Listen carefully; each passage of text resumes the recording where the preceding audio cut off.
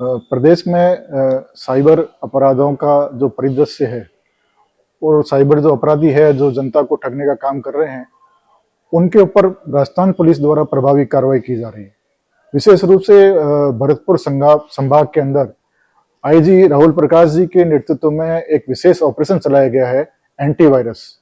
और ये एंटीवायरस अभियान मेवात क्षेत्र के जो जिले हैं उसमें बहुत कड़ी कार्रवाई की गई है। इसकी जो बहुत प्रदेश नहीं बल्कि राष्ट्रीय स्तर पर चर्चा हुई है, सराहना हुई है। तो इस अभियान के तहत, एंटीवायरस अभियान कैंपेन में किस प्रकार की कार्रवाइयां भरतपुर संभाग में और मेवात क्षेत्र में हुई है, उसके बारे में राजस्थान पुलिस का जो ये विशेष पॉडकास्ट है, इसमें बात करने के लिए हमारे साथ मौजूद हैं स्वयं आईजी राहुल प्रकाश जी। तो इनसे ही जानते हैं इस अभियान में किस प्रकार जो है सफलता मिली है और इसके क्या परिणाम सामने हैं। सर, ये एंटीवायरस अभियान है, तो ये जो हमारी पुलिस कॉन्फ्रेंस चल रही है स्टेट लेवल की, इसमें भी इसकी काफी चर्चा हुई है कि एंटीवायरस कैंपेन के जरिए आपने साइबर अपराधियों की धरपकड़ की है।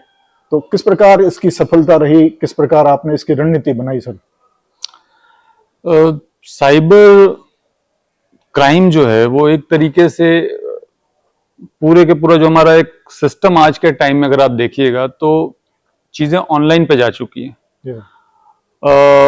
हम लोग अपनी बैंकिंग, अपनी मार्केटिंग, बहुत सारे लोग अपने जॉब कंप्लीटली ऑनलाइन मोड पे कर रहे हैं। और इस ऑनलाइन मोड में अगर कोई एक वायरस का काम कर रहा है तो ये साइबर क्राइम है, जो कि सबके लिए खतरा पैदा कर रहा है।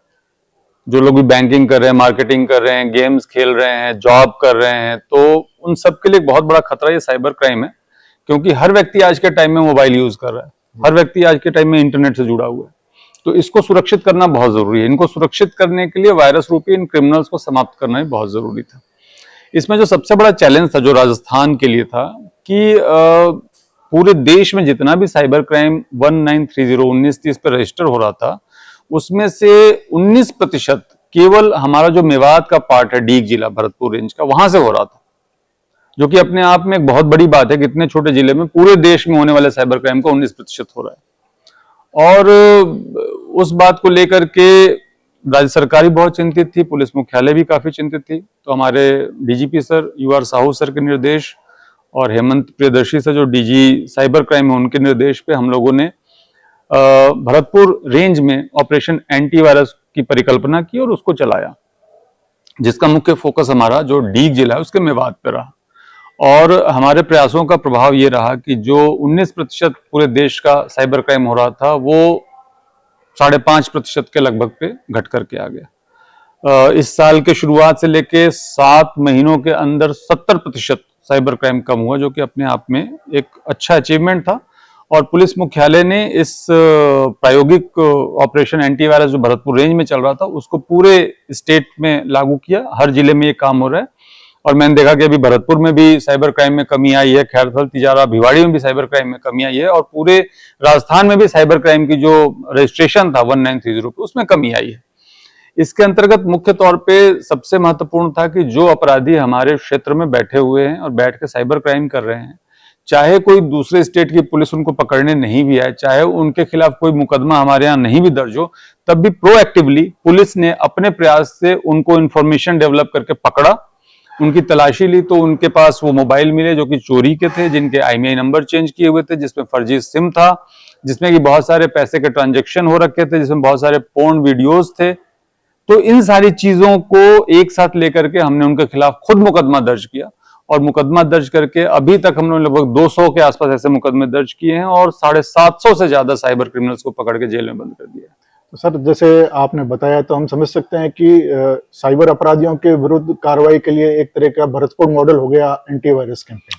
हाँ, ये बिल्कुल, ये जो आप कह रहे हैं सर पूरे प्रदेश में लागू किया जाएगा, तो किया जा चुका है सर। जैसे आज जो अपनी स्टेट लेवल कॉन्फ्रेंस में इस पे एक सत्र हुआ, उसमें प्रेजेंटेशन दिया गया, उसमें ये बात निकल के आई कि सर पब्लिक ने इसमें बहुत सपोर्ट किया और कम्युनिटी पुलिसिंग का इसमें बहुत बड़ा रोल रहा।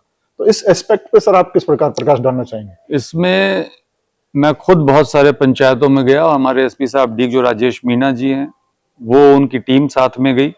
चूंकि डीग जो है भरतपुर रेंज में, डीग जिला भरतपुर से अलग होकर के बना है और वही हमारा मेवात का मेन पार्ट है।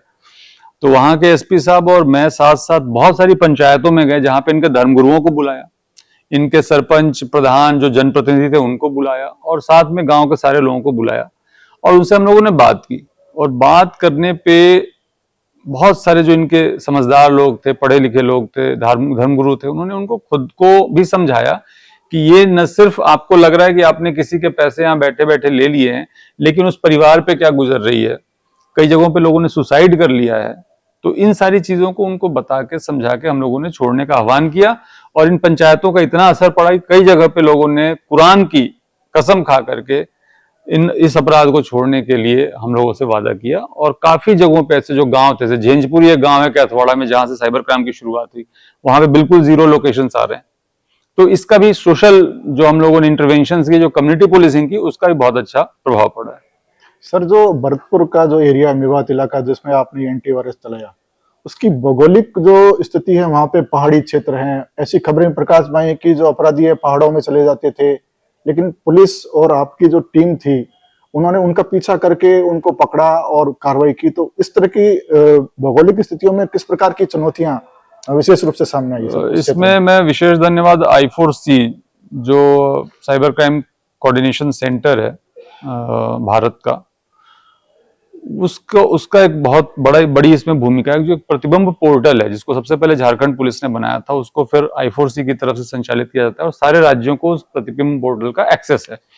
उस पे कितने साइबर क्राइम दर्ज हो रहे हैं और जहां से साइबर क्राइम हुआ उसकी लोकेशंस प्लॉट होती रहती है।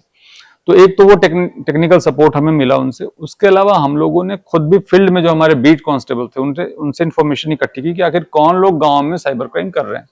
तो जो 2 चीजें बनी, एक तो डायरेक्टरी बनी और एक हमारे पास टेक्निकल इनपुट था। इन दोनों को मिला करके हमने टारगेट तय कर लिया कि ये इंपॉर्टेंट गांव है जहां पर कि साइबर क्राइम हो रहा है। जब गांव पे दबिश की, उनको पकड़ा, तो उन्होंने धीरे धीरे पहाड़ों की तरफ जाना शुरू कर दिया, पहाड़ों में बैठ कर करना शुरू कर दिया। उसके लिए भी हम लोगों ने अपने जो विशेष मुखबिर होते हैं उस क्षेत्र में, जो कि ग्रामीणी होते हैं, जो हमें सूचना देते हैं, उनको लगा करके अभी से कुछ दिन पहले पहाड़ी में हमने एक साथ 18 पकड़े, जो कि एक जगह बैठ करके पहाड़ों के अंदर जाकर के इस काम को कर रहे थे। तो इस तरीके से जब भी उन्होंने कोशिश की कि हम डिफिकल्ट टेरेन में जाएं, तो वहां पे भी मुखबिरों का जाल बिछा करके हम लोगों ने उनको वहां भी पकड़ा। तो अब लगभग उनकी समझ में आ रहा है कि हम लोग बच नहीं पाएंगे, तो इस कारण से काफी लोगों ने वहां पे साइबर क्राइम छोड़ा है। सर, वैसे तो ये पूरा एक टीम प्रयास है, आपके निर्देशन में या पुलिस मुख्यालय के निर्देशन में आपकी टीम ने काम किया। फिर भी आप चाहेंगे कि कुछ विशेष नाम, कुछ ऐसे अधिकारी जिनका इसमें विशेष योगदान रहा है, उनका नाम लेना चाहेंगे? देखिए, UR साहू सर और हेमंत प्रियदर्शी सर की तो विशेष मार्गदर्शन निर्देशन थी, उसके कारण ये चला। लेकिन फील्ड में काम करने वाले में सबसे इंपॉर्टेंट हमारे एसपी साहब है राजेश मीना जी, जो कि एसपी डी लग रहे हैं अभी। उसके साथ जो उनकी टीम है उसमें कई SHO है जिन्होंने बहुत अच्छा काम किया, जैसे मनीष शर्मा जो काम SHO लग रहे हैं हमारे, योगेंद्र लग रहे हैं जुरेरा SHO लग रहे हैं, बने सिंह पहाड़ी SHO हैं, विजय सिंह हमारे वहाँ पे गोपालगढ़ SHO हैं। इन लोगों ने काफी अच्छा काम किया। मुकेश सीकरी में लग रहे हैं, उन्होंने काफी अच्छा काम किया है। और विशंभर लग रहे हैं खो में, उन्होंने भी काफी अच्छा काम किया है। इसके अलावा जो हमारे CO हैं धर्मराज जी, गिरिराज, डीग में हमारे लग रहे हैं प्रेम बहादुर, आशीष लग रहे हैं नगर में, इन लोगों ने बहुत अच्छा काम किया। तो पूरा का पूरा एक टीम प्रयास है। हमारे एडिशनल एसपी सतीश यादव जी लग रहे हैं, गुमना राम जी लग रहे हैं। तो जैसा आपने बताया कि टीम प्रयास है, किसी एक आदमी करने से तो होगा नहीं सर। लेकिन जिस तरह का निर्देशन PHQ से था और जिस तरह की प्लानिंग हम लोगों ने रेंज लेवल पे की, उसको लागू करने वाली टीम तो जिले की विशेष टीम है, और उसके साथ हमारी भी एक रेंज स्पेशल टीम है, इसमें रामेश्वर हेड कांस्टेबल है जो कि उसके इंचार्ज है। इन लोगों ने साथ मिलकर के इस सफलता तक हमें पहुंचाया है।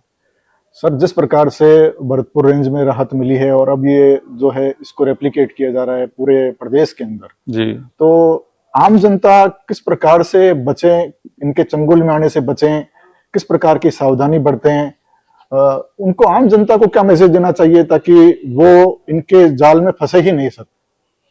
और सबसे इंपॉर्टेंट है कि आम जनता को पता होना चाहिए कि किस किस तरीके के साइबर क्राइम हो रहे हैं। जैसे आजकल तो ये बहुत ज्यादा एक डिजिटल अरेस्ट का शुरू हो गया है कि किसी को आप फोन करते हो और कहते हो कि आपके मोबाइल नंबर से कोई साइबर क्राइम हुआ है, या फिर आपने कोई पार्सल भेजा था उसमें NDPS का आइटम मिला है, या आपके बेटे, पति, भाई ने कोई अपराध किया है, रेप कर दिया है, वो पुलिस स्टेशन पे है। ये बहुत ज्यादा चल रहा है और उसमें फिर वो लोग पैसे की डिमांड करते हैं। इसके साथ सेक्सटॉर्शन, जिसमें कि कोई लड़की की फोटो लगा के वो लोग चैट करते हैं, फिर वीडियो कॉल करते हैं और उसकी न्यूड वीडियो बना करके ब्लैकमेलिंग करते हैं, सामान बेचने का, सस्ते में सामान बेचने का। इन सारी चीजों के पीछे अगर आप देखिएगा तो एक तो डरा करके कि आपके से कोई क्राइम हो गया, आपके बेटे से कोई क्राइम हो गया। दूसरा काम कि आपका जो सेक्सटॉर्शन जो है उसमें सेक्स वीडियो दिखाने की कोशिश करते हैं, उसका वीडियो बनाते हैं। और एक लोभ कि बहुत सस्ते में आपको कोई चीज हम देने जा रहे हैं, चीज है 5 लाख की, आपको देने जा रहे हैं 50,000 में। तो इन 3 चीजों को कल्टीवेट कर रहे हैं। सामान्य समझ का उपयोग करना है कि भाई ऐसा कोई कॉल आता है, अननोन नंबर से कॉल आया है, आप जरूर एक बार उसको वेरीफाई करें, चेक करें। आप अपने लोकल पुलिस स्टेशन को बताएं कि मेरे पास इस तरह का कॉल आया, मुझे क्या करना चाहिए। सीधे उसके प्रेशर में आके, दबाव में आके, झांसे में आके आप पैसे ट्रांसफर करना शुरू नहीं कर दें। अगर आपका कोई सेक्स वीडियो बनाने का भी वो कह रहे कि हमने आपकी न्यू वीडियो बना ली, तब भी डरने की कोई जरूरत नहीं है। आप अपने पुलिस को बताइए, पुलिस 100% आपकी मदद करेगी। उसके अलावा 1930 साइबर क्राइम हेल्पलाइन नंबर है, उस पर आप अपनी शिकायत को दर्ज कराइए, उससे भी आपका कानूनी कार्रवाई इनिशिएट हो जाता है, शुरू हो जाता है। तो बहुत बहुत शुक्रिया सर, जो ये राजस्थान पुलिस के सोशल मीडिया हैंडल के पॉडकास्ट के एडिशन में आपने जो हमारे फॉलोअर्स हैं सोशल मीडिया हैंडल्स पर, उनके लिए बहुत महत्वपूर्ण जानकारी दी है। Thank you. उम्मीद करते हैं कि इससे पब्लिक अवेयर होगी, उनके लिए उपयोगी साबित होगा। और जिस प्रकार से पूरे प्रदेश में ये अभियान चलाया जा रहा है, तो और भी लोग इससे अवेयर होकर के और इनसे बचेंगे और अपराधी जो है छोड़ेंगे भी, हम चाहते हैं उनको करेंगे। तो बहुत बहुत शुक्रिया सर आपका। Thank you. तो ये थे हमारे साथ राहुल प्रकाश जी, जिनके नेतृत्व में भरतपुर रेंज में ऑपरेशन एंटी वायरस साइबर अपराधियों की धरपकड़ के लिए चलाया गया, जो पूरे प्रदेश में राष्ट्रीय स्तर पर उसकी चर्चा है। और अब जैसा सर ने बताया कि ये पूरे प्रदेश में भी इसको अभियान को संचालित करने का निर्णय लिया गया है। तो आपसे फिर मिलेंगे हम पॉडकास्ट के अगले एडिशन में। तब तक के लिए आप सभी को शुभकामनाएं। धन्यवाद।